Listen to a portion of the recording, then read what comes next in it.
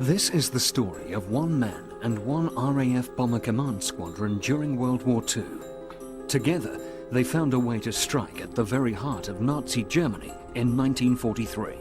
Later, they joined forces to strike deadly blows against Hitler's war machine. It was a highly specialised squadron, yes, and I realised we were doing something very special. For years, these things had seemed impossible. Yet the unlikely partnership of a brilliant scientist and a specially formed RAF squadron somehow turned his theories into reality. The name of the scientist was Barnes Wallace. The air crews were from RAF 617 Squadron, better known to history as the Dambusters. You saw these chaps going in and the flak coming towards them. Your whole stomach began to turn over and the adrenaline went. You thought, right, I've got to go down through that. Armed with Wallace bouncing bomb and later with the Tall Boy and Grand Slam earthquake bombs, the squadron won a special place in military folklore. Its most famous attack was on the Great Dams of Western Germany. Most of those involved in that momentous raid are now gone. Many didn't make it through the rest of the war. Those who survived and lived into old age had to listen to the arguments about how effective the raid really was. An operation was an operation. That was a normal life going on, so you did it. If you drop the wing at 60 feet, it will be on the ground. During this program, we'll hear from the remarkable men who knew best because they were there. They carried the weapons, found the targets, faced the flak, battled the odds, and finally made history. We're just sort of looking forward, if you like, into the next trip, because jolly interesting. Took that boy's own. We saw the whole bloody wall fall out there.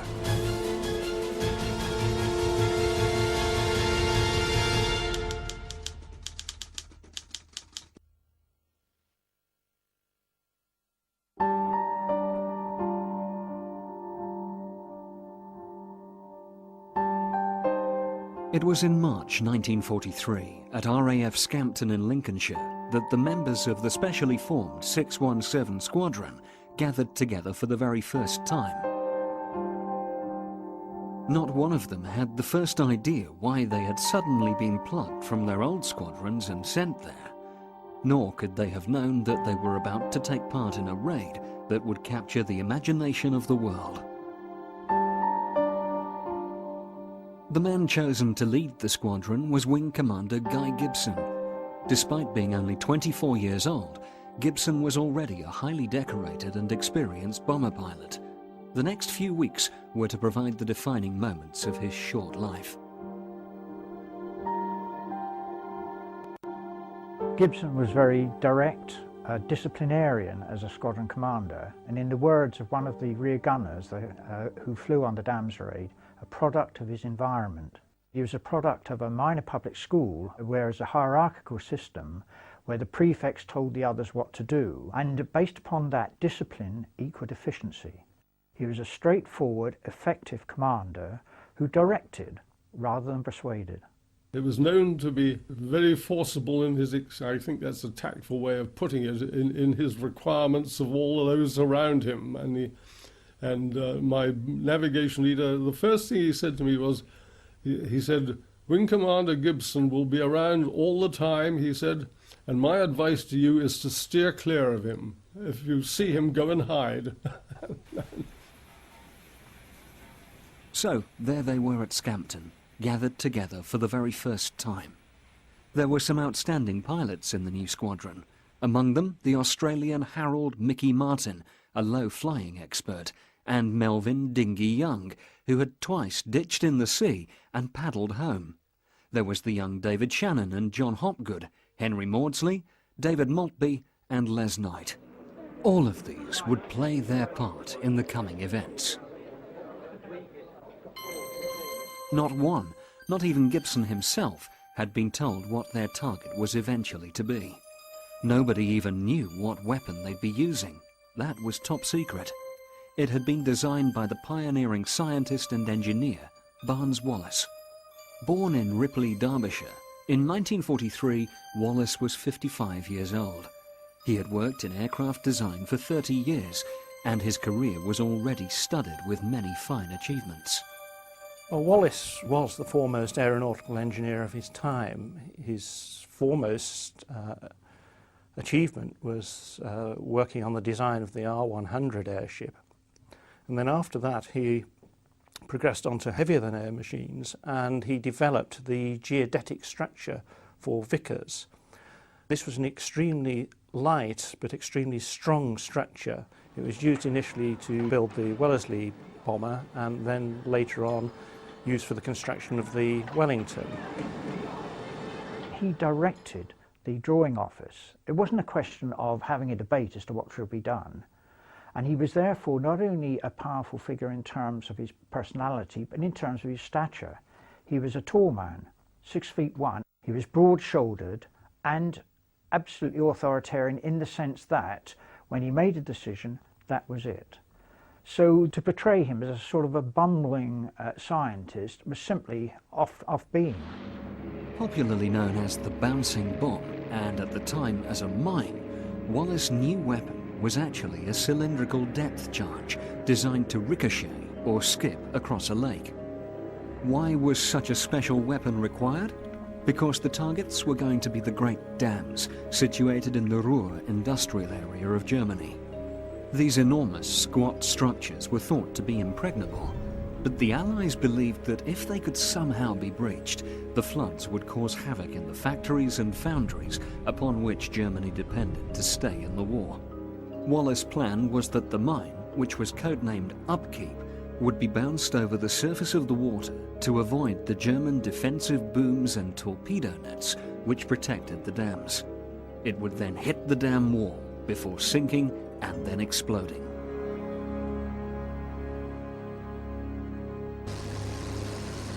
The main challenges for the crews were in the dropping of the mine. To be successful, the attack would have to be made at very low level. Wallace eventually calculated that they'd need to fly at 60 feet above the water. Not only that, but their specially modified Lancaster aircraft would need to be travelling at exactly 220 miles per hour, and the bomb dropped precisely 450 yards from the walls of each dam. And all this would need to be done at night, under enemy fire. It was a fiendishly difficult prospect. Contrary to popular myth, 617 Squadron was not comprised solely of highly decorated, experienced aircrew. Although they included 6 pilots, in fact only a few had been decorated, and for some crew members this operation, codenamed Chastise, was to be their very first sortie. Others had not yet completed their first tour of 30 trips. It was just another squadron, that's all, that was being formed. There was all sorts of perhaps rumours flying about it being for special duties, but I don't think anybody had the vaguest idea what it was actually going to do. The people who were going there were all very experienced pilots, mostly decorated or having done 1 or 2 tours of operations, so it was obviously something rather special that it should be collecting all these well-known bods, if you like, to form a new squadron. So I think it had the reputation because of that, really. There were some 20 crews recently arrived in the next few days. A lot of these officer pilots were highly decorated already, which aroused certain interest and also made you wonder what sort of an operation you were going to be in for. Another Dambuster fable is that Gibson knew and selected the men in the new squadron personally. This was not so. He hadn't even met his own crew before, apart from Flight Lieutenant Bob Hutchison, the radio operator, who'd flown with Gibson in their previous squadron. All this you read in the books about selections of crews and all that, that was a lot of eyewash there. He might have picked a few pilots that he knew, you know, but the crews themselves just got together. I mean, we didn't get a wireless operator until almost the end of April. And some of the crews were building up and weren't complete, and somebody was coming from here and somebody was coming from there, so there was no selection of crews as such. There was little time to lose. Training for the mission began almost at once. Night after night, the crews flew their Lancasters, which had yet to be modified to accommodate upkeep, at low level over reservoirs such as this one at Derwent near Sheffield. During more than 1,000 hours of practice flights, the men of 617 Squadron had plenty of time to get to know one another and to get used to low-level flying. It was hellish low, I don't mind saying. You had trees, you had high-tension waves, you had all kinds of obstacles, even some balloons. And at that altitude, you can't really be sloppy in flying, because if you drop the wing at 60 feet, it would be on the ground. The target was finally revealed on the 16th of May. At first, it was only the pilots and navigators that were told. The full briefing for all crews took place in the late afternoon. And then we've got these kind of guns going up. Only then did every man learn what 2.5 months of intense training had all been for. They were going to attack the Möhne, Eder and Sorpe dams in western Germany. 19 aircraft would be taking part, attacking in 3 waves, 133 men in all. During the briefing, Wallace addressed the crews, explaining to them how upkeep worked and what effects breaching the dams would have.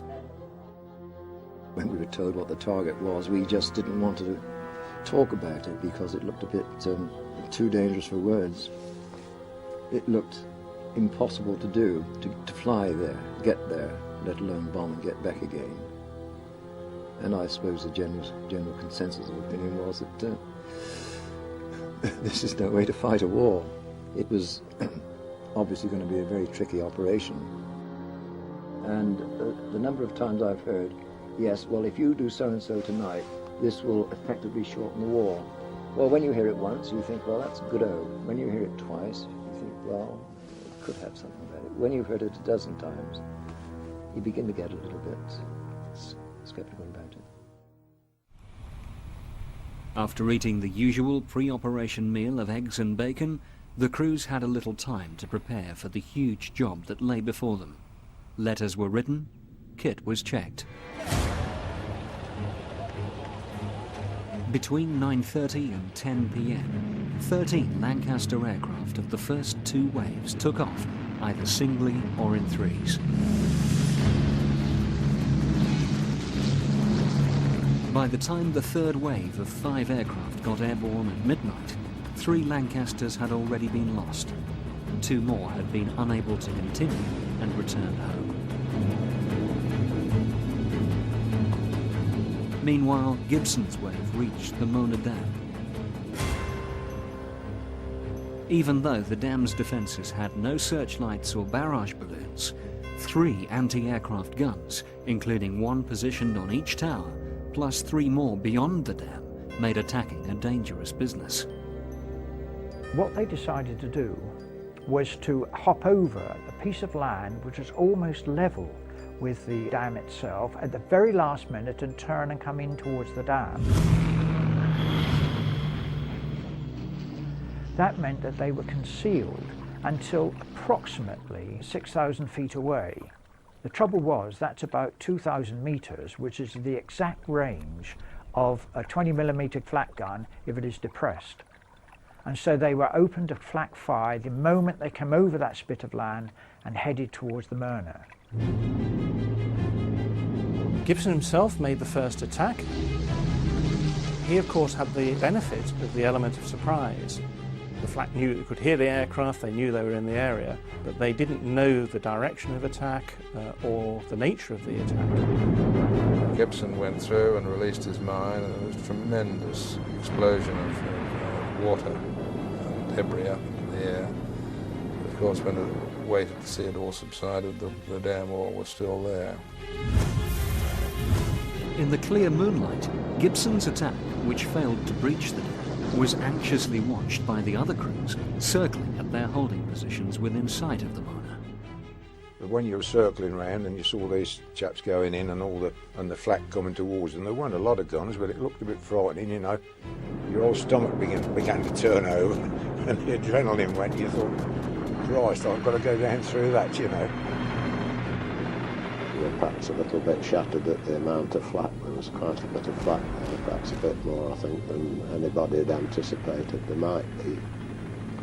And they were very active, and they kept it up quite stoically after the bombs had started going off, which I thought was quite heroic, really, because it must have been quite terrifying being on the damn wall or in the vicinity when these things started going off. With the Germans now fully alerted and laying in wait, it was Hopgood's turn to go in. His aircraft had been hit en route to the dam, and it is believed that Hopgood himself had been injured.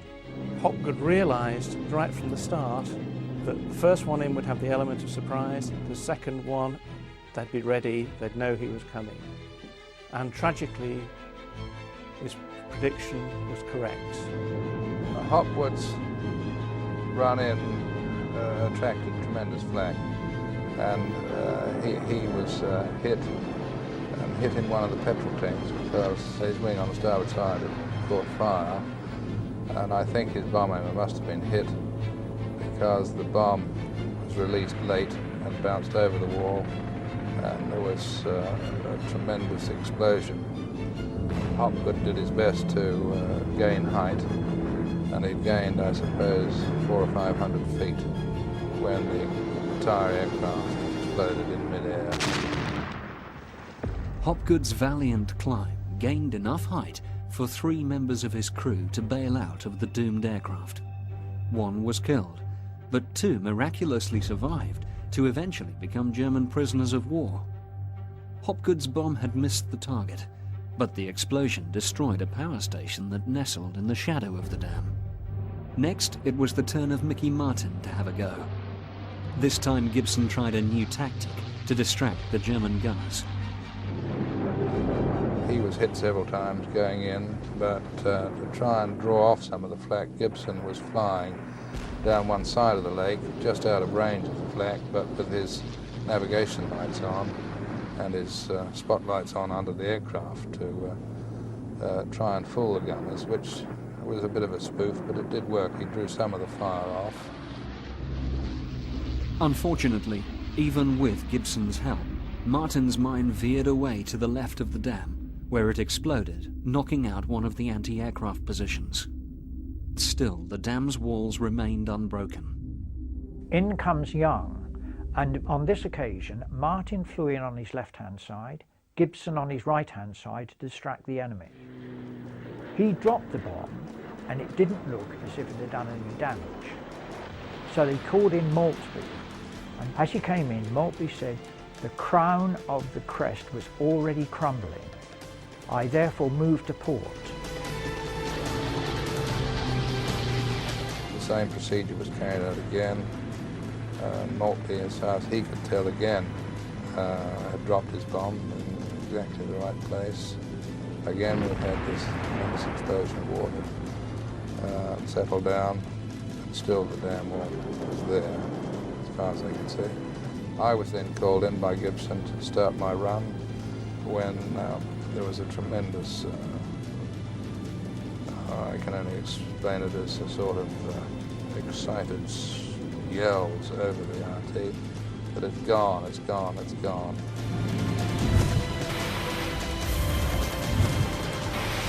It was really with great excitement and relief when in fact it was finally breached and we saw all this water pouring out of the thing. We realised that it was possible, that all that Barnes Wallis had said was quite true, that it did work.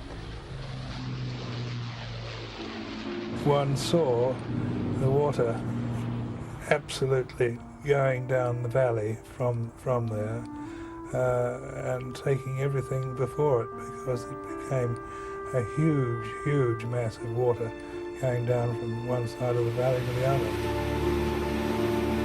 Da waren das 15 Meter hohe Wellen. Und wer jetzt als Fußgänger oder als Laufender davor war, der kam in den Wellen um. Wir haben die Wellen noch gesehen, aber wir sind davor weggekommen. Und, aber das war schrecklich. Diese Schreien. No, it wasn't very nice. that people were dying down there, and you knew you had been responsible for it. Even though if you could start all over again, you would have done just the same because you felt that was your duty.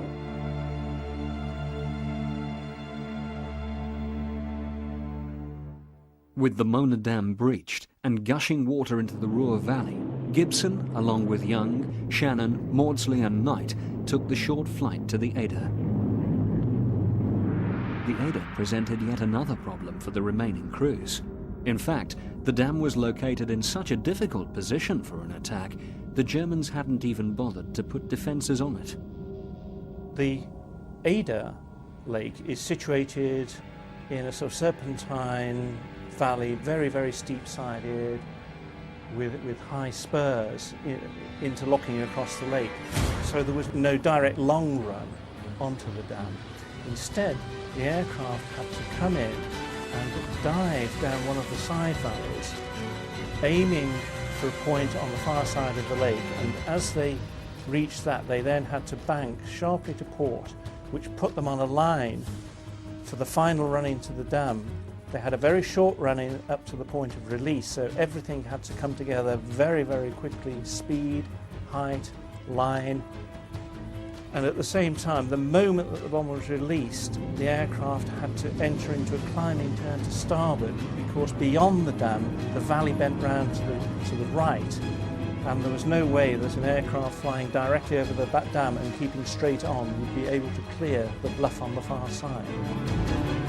David Shannon went first, but after several attempts gave way to Maudsley, who also twice failed to find the correct line.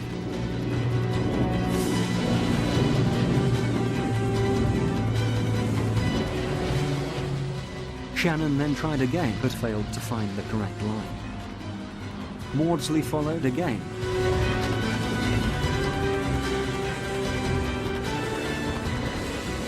But the bomb overshot, bounced over the wall and again exploded below, and there was tremendous flash, and we don't know what happened to Maudsley, but whether he was shaken. His aircraft was never found and he never returned.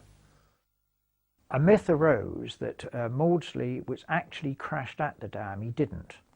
He managed to survive there and turn away to port, and crashed an hour and a quarter later at a place called Emmerich on the Rhine. So then Gibson told me to have another go, so I had another dummy run, and then I got what I thought was an excellent run down, and we released the mine. Which bounced right against the wall, saw the big spout of water about 1,000 feet high. The rear gunner said it was quite impressive, but the dam didn't go. That left only one upkeep left to breach the Ada Dam, and that was in an aircraft flown by a 22-year-old Australian called Les Knight, who was a teetotal Methodist, and as in the words of his flight engineer, he didn't drink, he didn't smoke, but he can fly an arse off a Lancaster. With the last upkeep, Knight's Lancaster swooped down the steep hillside and pressed home the attack. The run was near perfect, and the mine struck its target, sank, and exploded. Well, I forgot all about the bomb from that moment on, because we were flying directly into this large piece of land which was only just across the river from the dam. And being in the front of the aircraft, it's quite a terrifying experience to see this looming up at high speed. It was obvious what had happened by the noise on the intercom from the rear gunner and the mid-upper gunner, and everybody else who could see anything were going mad on the intercom, because the wall the centre had fallen out of this dam and the water was absolutely pouring out.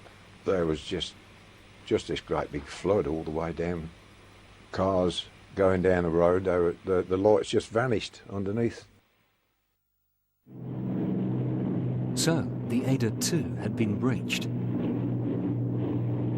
2 more upkeeps were also dropped at the third target, the Sorpe, but they were unable to break down its walls. Now, with a scene of devastation below them, the remaining aircraft had to run for home. Gradually, those who had survived the night began to arrive back at Scampton. Hopgood and Maudsley's aircraft were not among them, nor were the Lancasters piloted by Astle, Barlow, Byers and Otley, nor Dinghy Young, who had been shot down over the Dutch coast on the way back and had crashed into the sea. This time, he would not be paddling home. Unfortunately for Ken Brown, his fellow Canadian, Burpee, had been proved right. He too would not be returning. So 8 Lancasters had been lost. It later emerged that 53 men had been killed. 3 more had become prisoners of war. 3 of the 19 Lancasters had returned early, so 617 Squadron had suffered a near 50% loss from the 16 which attacked the dams during Operation Chastise. There were still 8 to come back. So of course we sat there, we were drinking tea or whatever, and waiting for them. But as time went on, we realised they weren't coming back.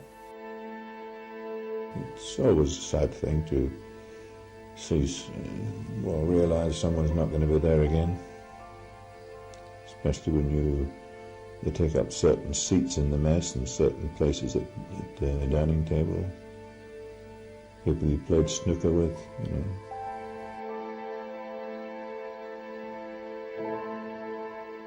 We were a bit shattered at the losses, but I think somehow we'd expected they would be fairly high. It was an expected thing, you see, in the Air Force. You go out and hope that you'll get back, but you don't always get back, so I don't think it put a damper on it too much. They had a real, as far as I can tell, they had a real knees up in the officers' mess that night. Oh, there's a good deal of boozing went on through the night. The faintest idea what time I went to bed, but I know it would be a long time after breakfast time. And my goodness, it was quite a night, that. Barnes Wallis himself was inconsolable when news of the scale of the casualties came through. The losses haunted him for many years to come, quite possibly for the remainder of his life.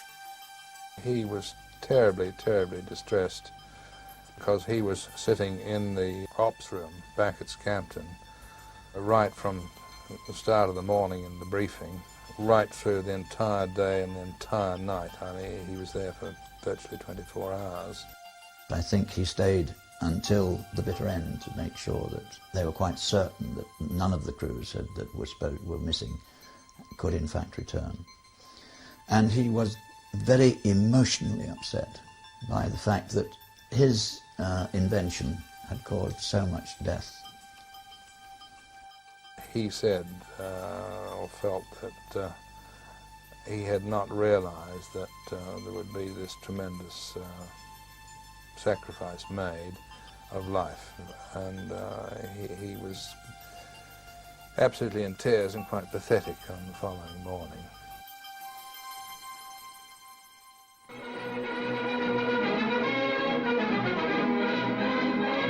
Press and radio news reports of 617's exploits were seized upon by the British public. If the squadron harboured any doubts that Operation Chastise had been something special, the visit of King George VI and Queen Elizabeth to Scampton on the 27th of May had probably removed them. These photographs show proud members being introduced to the royal couple by Gibson. 5 weeks later, on the 22nd of June, 33 aircrew from 617 Squadron, without one unlucky recipient who was sick on the day, travelled to Buckingham Palace to be decorated for their part in the raid. Gibson himself was awarded the Victoria Cross. Like many other famous actions during World War II, Operation Chastise has been the subject of comment and argument ever since. The main debate has been about just how effective the raid really was. Was it, as Wallis believed, a blow from which it will take Germany years to recover, or has its effectiveness been exaggerated? There's certainly a physical effect on Germany. 125 factories were either damaged or destroyed. 46 road or rail bridges were damaged or destroyed. 27,000 people were pulled off important jobs, technical jobs in the area, so that they could take part in the rebuilding of the two dams.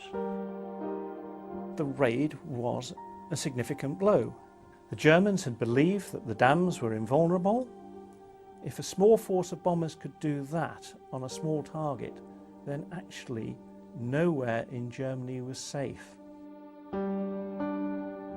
Was it worth it? Well, I'd lost a lot of friends. Did you want me to jump up and down and say, yes, it was well worth it? I was sorry to lose my chums. To me, personally, it wasn't worth it. But as far as the moral build-up of the whole country, I'm sure it was well worth it. For a stark reminder of the terrible cost in lives of fighting the air war over Germany, look no further than the fate of the crew that flew in Gibson's Lancaster G. George on that momentous night in May 1943. Although they all came home from the dam's raid, none survived the war. Sadly, 4 of them were dead within 4 months, killed during an ill-fated attack on the Dortmund-Ems Canal. Gibson's rear gunner, Richard Trevor Roper, and flight engineer John Pulford were both killed the following year. Tragically, Gibson himself, the man who had become one of the RAF's greatest heroes, also eventually lost his life when his Mosquito fighter bomber crashed near Steenbergen in Holland on the 19th of September 1944. He was just 26 years old.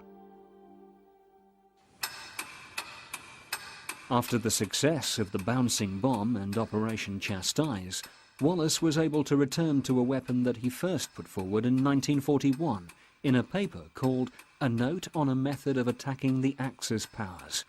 It was known as an earthquake bomb, which was designed to explode deep underground and deliver massive shockwaves to the very foundations of a target.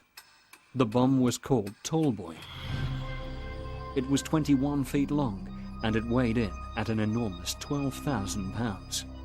The Tallboy bomb was very slim, and to increase the speed and to make sure that it didn't wobble around, Wallace devised offset fins at the top of it, so it spun on the way down. That meant that it could not only go beside a target, it could actually penetrate a target, and it was thought that it could penetrate submarine pens between 5 and 8 feet. They hit the ground travelling at about 1,000 feet per second. They could be aimed with incredible accuracy by 617 Squadron, which was using a state-of-the-art bomb site. Tallboy bombs were costly and labour-intensive to make, so it was decided to use them exclusively against targets which couldn't be attacked by other means. Once again, they were to be carried by the Lancaster bomber, and once more, it was 617 Squadron involved in making the attacks. Many were aimed at smashing the German transport infrastructure, the lifeblood of the German war machine. Rail tunnels, storage depots, harbours, canals. All were targeted after the first Tallboy was dropped at Saumur in June 1944.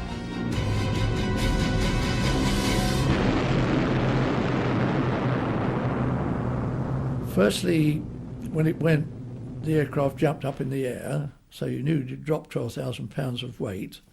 Secondly, you could follow it all the way down to the ground and see where it impacted. They dropped all around the entrance to the tunnel and one on the top, so it completely destroyed the tunnel and proved the effectiveness of that particular weapon. We were all excited after that because this was a very accurate weapon to drop, and we were doing well with it.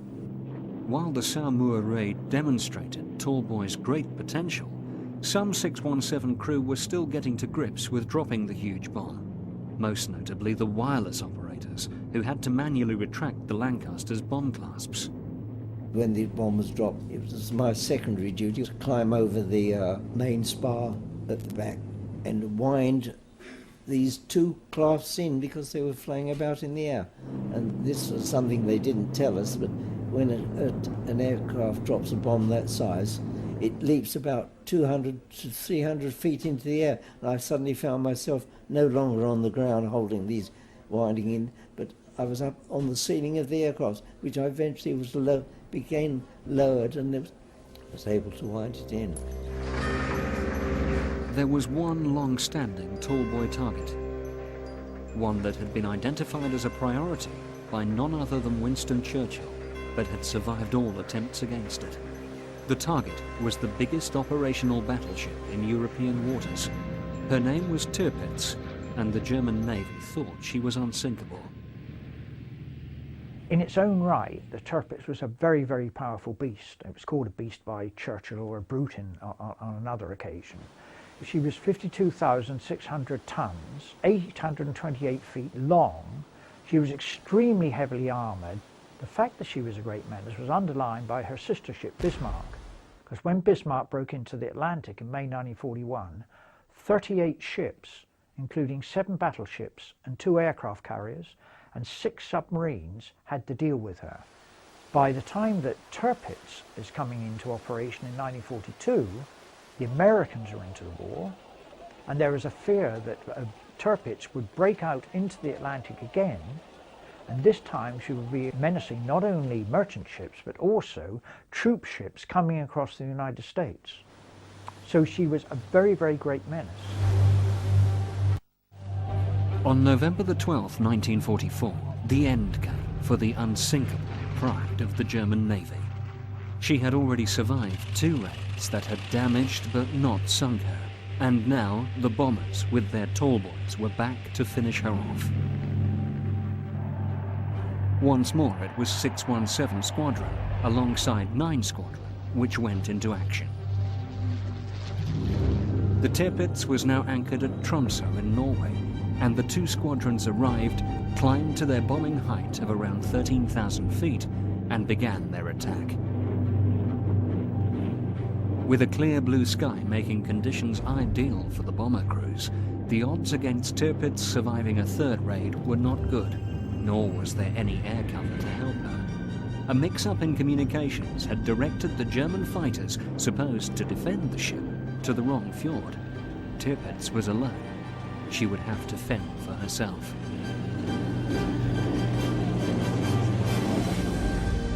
As we got further along the bombing run, the people on the ground gave us a pretty hot reception. The flak was coming up thick and fast, including flak from the actual guns on the Tirpitz itself.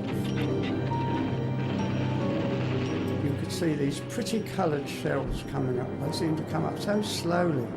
There'd be yellow ones and red ones and black ones, grey ones.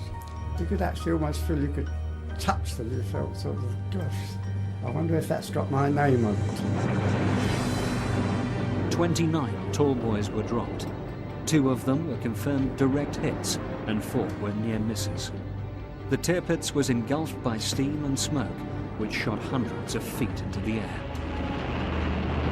The bomb went, and you feel a little sort of jerk as the aircraft was relieved of this 5.5 tons of weight.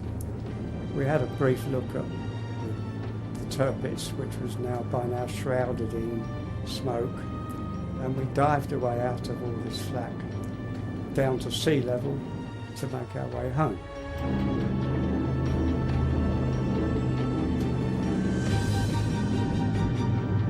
The airspeed was dead right, our height was dead right, and that bomb would have been fairly close. Within a few minutes, she was listing.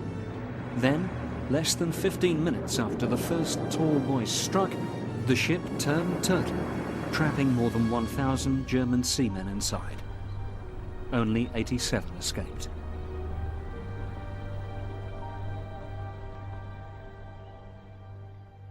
With the sinking of the Tirpitz, the final major land threat to Allied control of the North Atlantic had been removed. Once again, Barnes-Wallis had provided the tool, and 617 Squadron had finished the job. But the inventor still had one more ace to play. In July 1943, work had begun on an even larger earthquake bomb, a bomb that dwarfed even tall boy in its size and destructive capacity. This was Grand Slam, the weapon that Wallace had always envisaged when he originally proposed the earthquake bomb.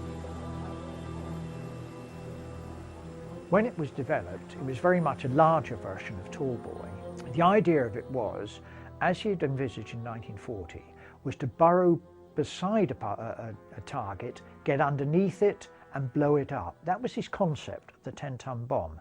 And he used quite a lot of the information from the use of mines in the First World War on a Messine Ridge, that mines beneath the ground called a camouflage effect.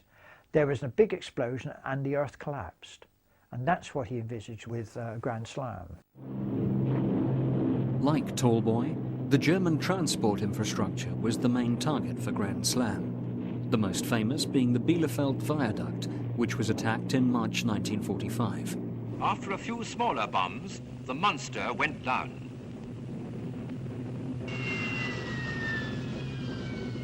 A feature of the big bomb is the crater it makes before it goes off. Watch the left-hand corner of the white puff of smoke. The bomb makes its crater, and then...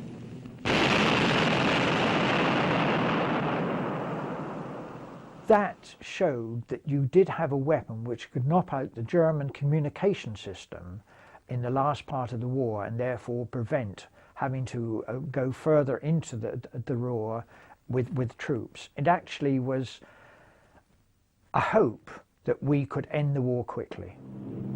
Grand Slam was having the desired effect on the ground, but delivering the bombs was pushing the heavily modified Lancaster bombers to their very limits.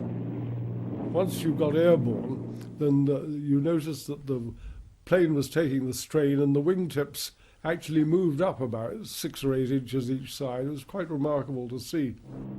Then it was a long, slow climb up to altitude. We would bomb from about 17,000 feet with the Grand Slam.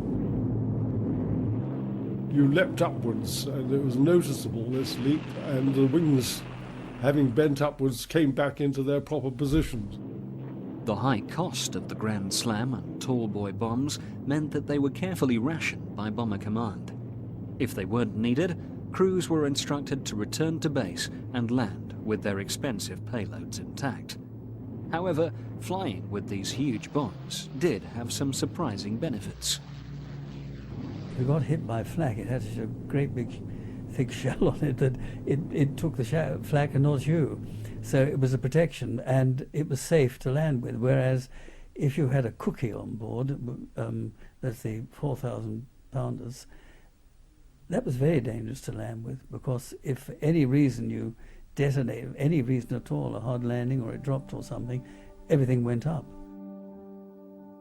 The Dams raid had seen the beginning of a very special partnership. It showed that Barnes-Wallis could design a special weapon to destroy crucial targets with precision, and that 617 Squadron was equal to the task of dropping it.